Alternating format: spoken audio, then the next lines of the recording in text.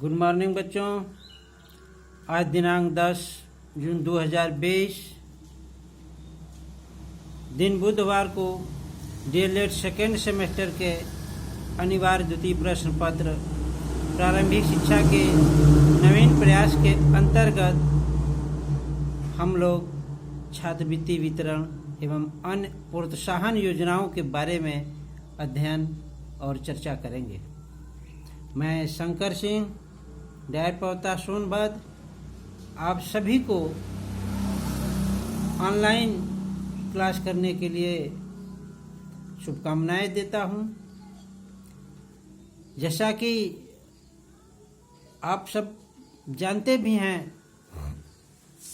कि छात्रों और अभिभावकों को बिना आर्थिक बोझ डाले उन्हें विद्यालयों की ओर आकर्षित करने और विद्यालयों में छात्रों को अधिक से अधिक नामांकन कराने के लिए प्रेरित कर शिक्षा की मुख्य धारा में जोड़ने का कार्य महत्वपूर्ण होता है, जिसके लिए सरकार द्वारा विभिन्न छात्र कल्याण संबंधी योजनाएं चलाई जाती हैं।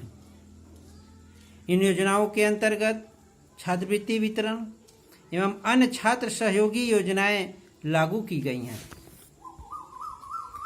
शिक्षा आयोग 1966, जिसे हम लोग कोठारी आयोग के नाम से भी जानते हैं, ने अपने छात्रवृत्ति की योजनाओं को संचालित करने और छात्रवृत्ति उपलब्ध कराने संबंधी प्रोत्साहन योजनाओं को लागू करने की संतुष्टि की।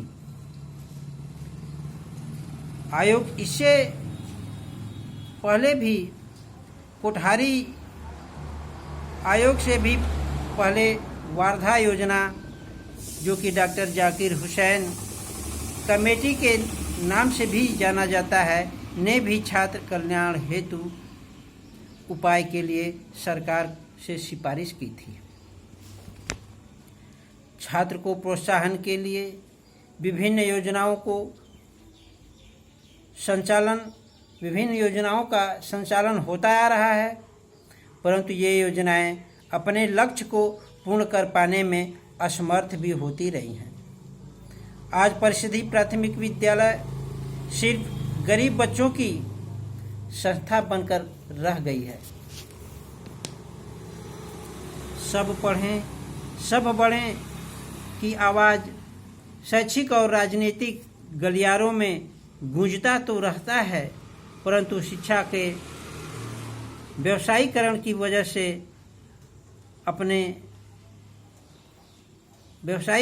वजह से निजी स्कूलों में गरीबों को ये बच्चे प्रवेश से वंचित रह जाते हैं, जिससे कि सबको शिक्षा एक समान, गरीब हो या धनवान का ये लोकतांत्रिक विचार मंद पड़ जा रहा है। फिर भी सरकार छात्र की आर्थिक कठिनाइयों को दूर कर छात्रों को विद्यालयों की ओर आकर्षित करने का लगातार प्रयास कर रही है, जिसमें छात्रवृत्ति वितरण, निःशुल्क पाठ्य पुस्तकें तथा गणवेश और अनेक आवश्यक विद्यालयी सुविधाएं उपलब्ध कराई जा रही हैं। प्राथमिक व उच्च प्राथमिक विद्यालयों में पढ़ने वाले छात्रों को प्राथमिक में 300 रुपया वार्षिक तथा उच्च प्राथमिक में 480 रुपये वार्षिक छात्रवृत्ति दी जाती है। इसके साथ साथ विकलांग बच्चों को भी 360 रुपये वार्षिक छात्रवृत्ति दी जाती है।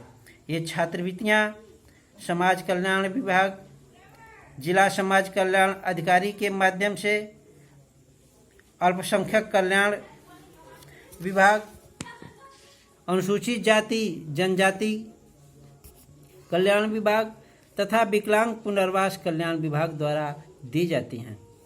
इसके साथ साथ गरीबी रेखा से नीचे जीवन यापन करने वाले सामान्य जाति के बच्चों को भी छात्रवृत्ति सुविधाएं प्रदान की जा रही हैं।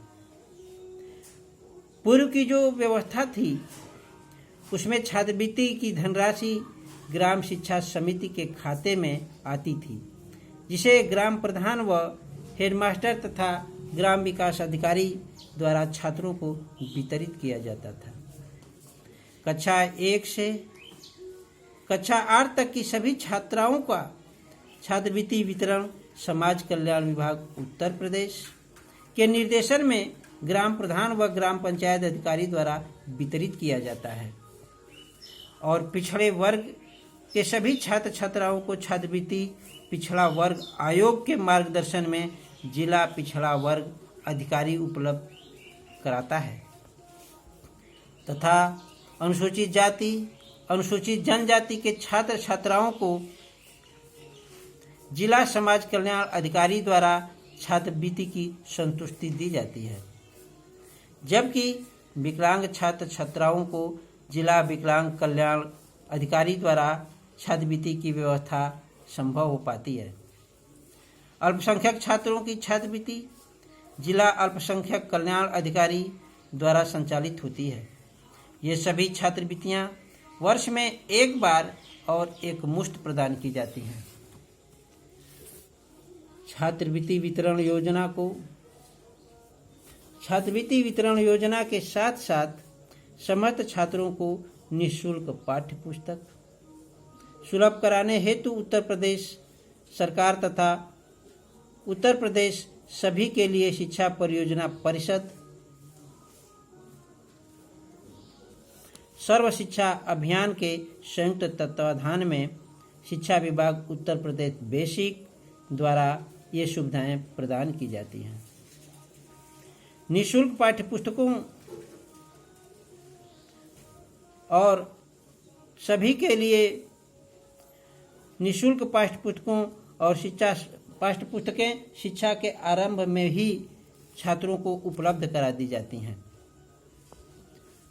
पाठ्य पुस्तकों की संख्या का आकलन हेतु विगत सत्र में ही विद्यालयों से अनुमानित संख्या विभाग ले लेता है। कक्षा 1 से 2 के छात्रों को कार्य अभ्यास पुस्तिका भी मिलती है। इन निःशुल्क पाठ्य पुस्तकों के अतिरिक्त अनेक बालोपयोगी ज्ञानवर्धक पुस्तकें भी विद्यालयों को उपलब्ध कराई जाती हैं। छात्रों के प्रोत्साहन एवं अभिप्रेरण हेतु सरकार द्वारा शिक्षा विभाग के माध्यम से बेसिक शिक्षा परिषदीय विद्यालयों के बालिकाओं को NPEGEL योजना अंतर्गत 2 पीस गणवेश भी उपलब्ध कराया जाता है। इसके साथ साथ राज्य सरकार सभी छात्रों को मानक के अनुसार फर्नीचर के लिए भी पर्याप्त धनराशि उपलब्ध कराती है। हमें देखना होगा कि छात्रवृत्ति वितरण और प्रोत्साहन योजनाएं से अब तक प्रारंभिक शिक्षा को कितना लाभ हुआ है। व्यवस्थाएं योजनाएं तो अनवरत बनती आ रही हैं, परंतु बहुत सारी ये हमारे योजनाएं अपने लक्ष्य को पूरा नहीं कर पा रही हैं, जिसकी वजह से आज़ादी के इतने वर्षों के बाद भी शिक्षा की जो व्यवस्थाएं चलाई जा रही हैं उसका लाभ छात्र और अभिभावकों तक अपेक्षाकृत कम ही पहुंच पाता है। इसका वजह अभिभावकों की लापरवाहियाँ, अभिभावकों की में कम जागरूकता भी इसका एक महत्वपूर्ण कारक है। और ऐसा ये क्यों है? निश्चित रूप से छात्रों की आर्थिक, पारिवारिक और सामाजिक परिस्थितियाँ उन्हें इस ओर आकर्षित कर पाने में अधिक सफल नहीं हो पाती। Thank you very much.